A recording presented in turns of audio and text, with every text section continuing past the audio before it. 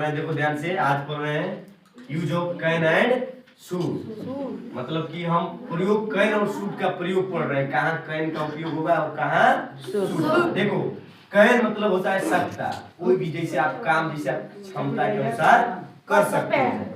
जैसे कि मैं दौड़ सकता हूँ, पढ़ सकता हूँ, खा सकता हूँ, घूम सकता हूँ, टहल सकता हूँ, खेल सकता हूँ, समझ रहे हो ना? कैन लगेगा।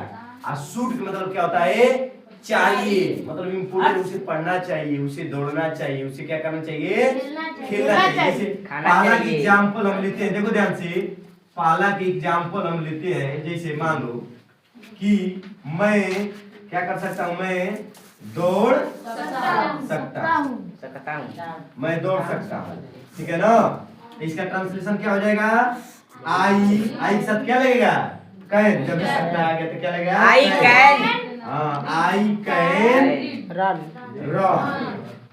आई कैन रन, ठीक है। फिर दूसरा, मान लो दूसरा एग्जांपल लेते हैं। तुम खेल सकते हो, क्या कर सकते हो?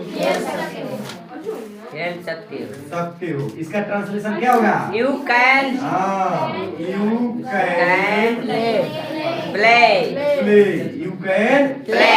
जितना सकता शक्ति आ जाएगा, समझो क्या लगेगा? कैन लगेगा। अब देखिए सूट का उपयोग हम लोग पढ़ते हैं, तो सूट में क्या करेंगे? सूट का पहला एग्जांपल हम लोग लेते हैं। सूट में जैसे मुझे दौड़ना चाहिए, मुझे दौड़ना चाहिए, मुझे दौड़ना चाहिए, तो क्या हो जाएगा?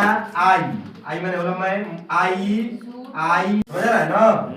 आई शुड रन हो गया। दूसरा एग्जांपल लेते हैं। तुम्हें क्या करना चाहिए? तुम्हें मान लो तुम्हें पढ़ना चाहिए, तो क्या हो जाएगा? सब्जेक्ट इसमें क्या हो गया? यू, तुम हो गया, तो हो जाएगा यू शुड हो ना होता। अब किसी को दिक्कत है नहीं? कैन और शुड का उपयोग देखिए, जहाँ अति आवश्यक हो जाता है वहाँ मस्ट लगता है, चाहिए की जगह। जैसे शुड की जगह चाहिए मस्ट हो जाता है, अवश्य जिसे उसे अवश्य करना चाहिए तो वहाँ मस्ट लगेगा। आगे हम पढ़ाएंगे, समझ रहे हो ना? इसमें अब किसी को दिक्कत नहीं है?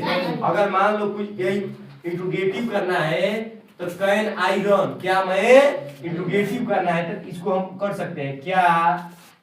क्या मैं दौड़ सकता हूँ? ये प्रश्नवाचक का चिन्ह लगेगा। इसका क्या हो जाएगा? Can I